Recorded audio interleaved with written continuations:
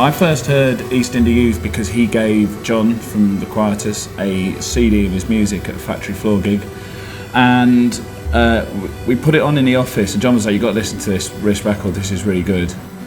And about 2011, I thought I should probably play some new music and see what's going on.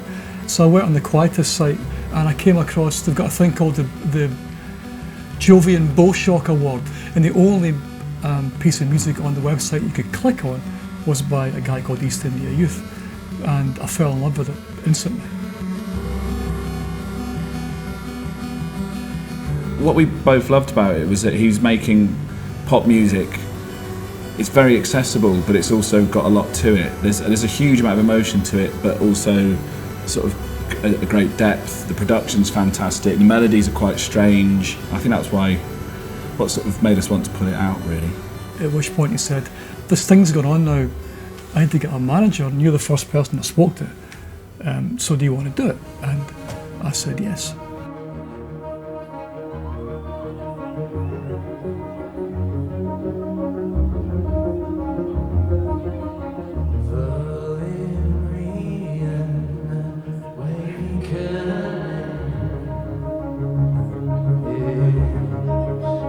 The people put around him, they take a bullet for him.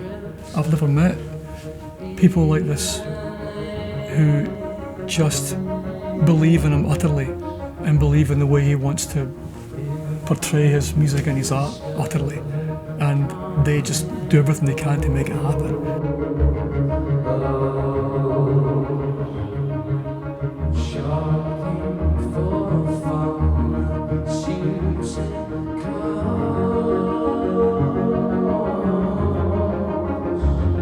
What I like about Will is he's putting a lot of physical effort into it. Like, he's a performer. He's not just a singer-songwriter who happens to use electronic sound, which a lot of these people are.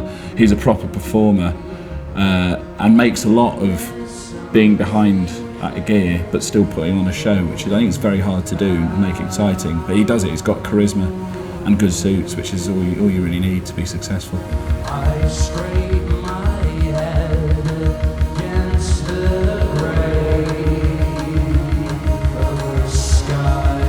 I'd like to incorporate more musicians live, but it's just not the money to do that at the moment, really. I'm hoping, like my third album or something, that'll be things I start to consider. But I want to take the sort of one-man band aspect as far as it can possibly go. Being able to move around the stage a bit more would be nice. I'm so shackled to that table at the moment. It really annoys me, but that's because when I first started doing East India Youth stuff, it was like a good defence mechanism, so my confidence had just shrunk down so much, and it was just nice to have that in between you and the audience, a bit of a barrier.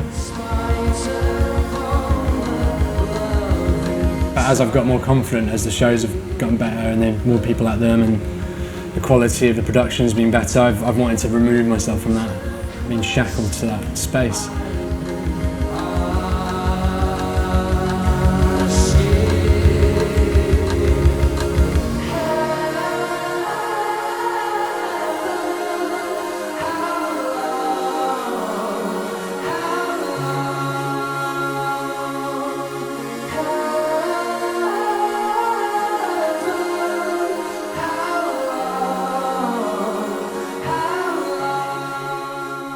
I try not to think too much about how am I going to play this live when I'm producing stuff at home, because you can limit yourself with it, and I feel like East India Youth is sort of like a limitless project in a way.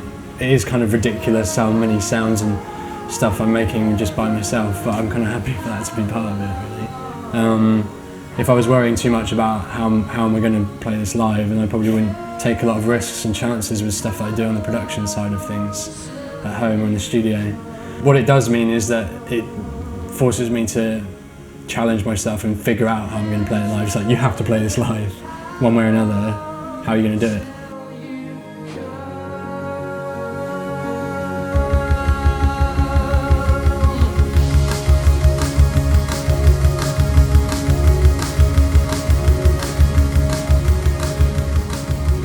He managed to write the first album on his own, he produced it on his own, he mixed it on his own.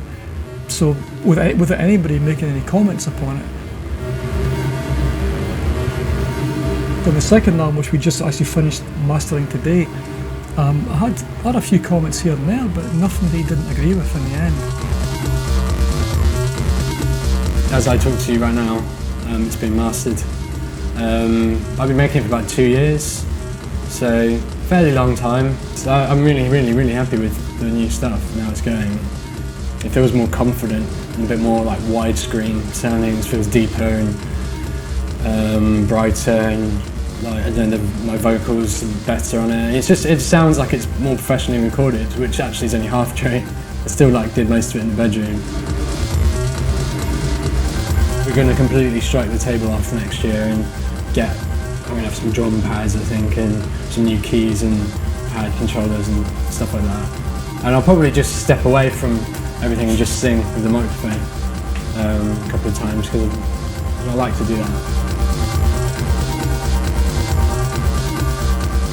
He knows what he's doing. He's already got the third album in his head. He knows what he's doing with the third album. I think he's got a 30, 40 year career ahead of him if he wants one. I think he could be making music for a long time, doing film scores and who knows what. I've just got to try and realise his creative visions, make it happen. As long as he keeps having ideas, I'll keep trying to make them happen. But he keeps having ideas, so it's generally quite easy.